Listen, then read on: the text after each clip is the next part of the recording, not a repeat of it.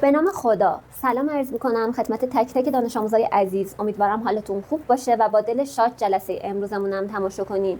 مبحث امروز ما ریشه گیریه، درس سوم از فصل 4 پایه 9. نمادهای علمی رو باش جلسات قبل آشنا شدیم، ضرب و تقسیم عددهای تواندارم باهاش آشنا شدیم. امروز میخوایم راجع به ریشه گیری با هم دیگه حرف بزنیم. ریشه گیری یعنی چی؟ خب ببینید بچه‌ها، هر عدد حقیقی مثبت، دقت کنید، هر عدد حقیقی مثبت خب دو تا ریشه داره. یکی ریشه مثبت و دیگری ریشه منفی. یعنی چی؟ یعنی زمانی که من عدد m رو به فرجه 2 میبرمش، دو ریشه به من میده. خب یک ریشه مثبت m با فرجه 2 و دیگری ریشه منفی m با فرجه 2. خب حالا این در مثال یعنی چی؟ بریم که بیشتر متوجه بشیم، با مثال حلش کنیم. ببینید مثلا من عدد 36 رو به فرجه 2 میبرمش. این یعنی چی؟ یعنی چه عددهایی دو بار در هم ضرب شدن که عدد 36 به دست اومده؟ مثبت 6 به توان 2 مساوی 36. عدد دوم منفی 6 به توان 2 مساوی مثبت 36. پس یک عدد مثبت و یک عدد منفی زمانی که به توان 2 میرسن، عدد 36 من به دست میاد. پس هر عدد حقیقی مثبت دو تا ریشه مثبت و منفی برای من به دست میاره. مثلا عدد 4/9 با فرجه 2. این چطور؟ فرقی نداره که اینم یک عدد حقیقیه. خب هر عدد حقیقی مثبت اینم یک عدد حقیقیه. زمانی که من به فرجه 2 میرسونمش، به من دو تا ریشه میده. چه ریشه هایی؟ مثبت 2/3 به توان 2 مساوی 4/9. منفی 2/3 به توان 2 مساوی مثبت 4/9. متوجه شدین؟ پس هر عدد حقیقی مثبت من دو ریشه مثبت و منفی داره. بچه حتی اگر اون عدد برای من یک فرجه مشخصی نده، یک عدد مشخصی رو به عنوان ریشه نده، باز هم هر عدد حقیقی دو تا ریشه داره. مثلا 53. من این عدد رو ریشه دقیقی نمیدونم که ریشه دقیقش رو نمیتونم مثلا به دست بیارم، اینو درسته؟ ولی در هر حالت دو ریشه مثبت و منفی داره. فرقی نداره که من حتما یک عدد طبیعی به دست بیارم، موردی نداره. حتی اگر ریشهش عدد حقیقی هم نبود فرقی نداره، یک ریشه مثبت و یک ریشه منفی داره. ولی خب ریشه سوم چطور؟ خب بچه ها، ریشه سوم پیدا کردن با ریشه مثبت 2 پیدا کردن با همدیگه خیلی فرق دارن. ببینین تو ریشه فرج 3 پیدا کردن یک جمله دیگه ای رو به کار میبریم. ببینید میگیم هر عدد حقیقی یک ریشه دارد. این یعنی چی؟ من اگر بیام یک عدد رو به فرجه 3 برسونم، خب به من فقط یک عدد رو به عنوان ریشه میده، اونم این به فرجه 3 هستش. یعنی چی؟ ببینید من اگر بیام 27 رو به فرجه 3 برسونم، یعنی چه عددی 3 بار در هم ضرب شده که 27 به وجود اومده؟ فقط مثبت 3. منفی 3 آیا اینجوریه؟ امتحان کنیم. منفی 3 ضرب در منفی 3 ضرب در منفی 3 میاد منفی 27. پس این صدق نمیکنه. هر عدد حقیقی فقط یک ریشه دارد، یک ریشه. این چطور؟ منفی 27 اگر ببری زیر رادیکال 3 فرجه 3 چه عددی به دست میاد؟ منفی 3 ضرب در منفی 3 ضرب در منفی 3. خب منفی 27. درسته؟ بچه ها اینم بدونیم و به چه نتیجه ای میرسیم که عددهایی که فرجه های زوج دارن مثل 2، خب من نمیتونم عدد منفی زیر رادیکال اون قرار بدم، چون نمیتونه عدد منفی زیر رادیکال با فرجه زوج فرجه 2 قرار بگیره، ولی میتونم زیر رادیکال هایی با فرجه فرد یا فرجه 3 عدد منفی قرار بدم، چون میتونه ریشه منفی به من بده. پس عددهایی که زیر فرجه 3 قرار دارن میتونن منفی هم باشن، مثبت هم باشن و فقط یک ریشه به من میدن. اما عددهایی که مثبتن و به فرجه 2 رسونده میشن 2 تا ریشه مثبت و منفی به من میدن. متوجه شدین؟ یک بار دیگه من اینجا رو خلاصه بگم، بریم با هم دیگه تمریناشو حل کنیم.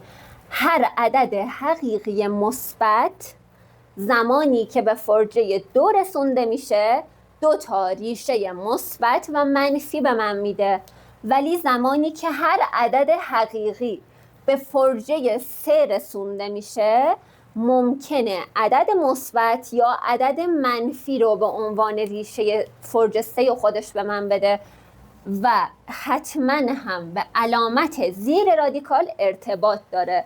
پس فرجه 3 من یک ریشه و فرجه 2 من 2 ریشه مثبت و منفی به من میده. خب بچه ها الان به من مثال داده، میگه که حاصل عبارت های زیر رو به دست بیار. به من چند تا رادیکال داده، میگه اینو رو حاصلش رو به دست بیار. زمانی که یک رادیکال رو به من میده و فرجهش رو اشاره نمیکنه، یعنی فرجه من حتما فرجه 2. اگر فرجه غیر فرجه 2 باشه حتما برای من مینویسه که این فرجه فلانه، فرجه 3. پس اگر ننوشت یعنی فرجه من فرجه 2. خب بچه‌ها اینم که ما قبلا خوندیم که هر عددی که از درون فرجه 2 میاد بیرون حتما قدر مطلقش میاد بیرون، یعنی من یک عبارت رو جوابش رو پیدا میکنم حتما قدر مطلقش رو به دست میارم. خب 64 ضرب در 1/9 به رادیکال رسونده شده. من میخوام اول اولویت بندی رو رعایت کنم. اولویت من اول رادیکال بعدش ضربه. الان میام جوابش رو پیدا میکنم. خب 64 ضرب در 1/9 رادیکال 64 چند میشه بچه ها؟ من میبرمش درون قدر مطلق که حتما برای من جواب مثبت رو بیاره بیرون. رادیکال 64 مساوی 8. رادیکال 1/9 مساوی 1/3. میارم جوابش رو بیرون. الان که درون قدر مطلق بردمش 8/3 ضرب در 1/3 مساوی 8/3. خب الان برای من اینو نوشته، این عبارت رو منفی 125 به فرجه 3 برده شده، بعدش در 4 ضرب شده. منفی 125 من فرجهش چنده بچه ها؟ منفی 5 به توان 3 منفی 125. درسته؟ منفی 5 به توان 3 125. پس منفی 125 فرجه سومش چنده؟ منفی 5. خب این منفی 5 در 4 ضرب شده، جواب میاد منفی 20. خب الان اینجا چطور؟ بچه ها 1/1000 فرجه سومش 1/10. 1/10 به توان 3 مساوی 1/1000. اینو حتما ضربش رو باز کنین تو خونه خودتون انجام بدین که یادتون بمونه. ضرب 1/10 به توان 3 میاد 1/1000.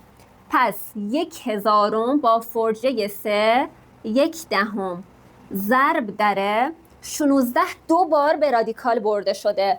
رادیکال اول 16 رادیکال فرجه 2 ریشش میاد بیرون چند؟ 4 و منفی 4 و مثبت 4، ولی چون فرجه 2 من به رادیکال میبرمش مثبت 4. حالا این 4 رو من میبرم به رادیکال دوم. رادیکال دوم با فرجه 2 برای 4 چنده؟ 2. پس 2 ضرب در 1 دهم مساوی 2 دهم. اینو من میکشم بیرون حساب میکنم. ببینید 16 2 بار به رادیکال برده شده، 4 میاد بیرون.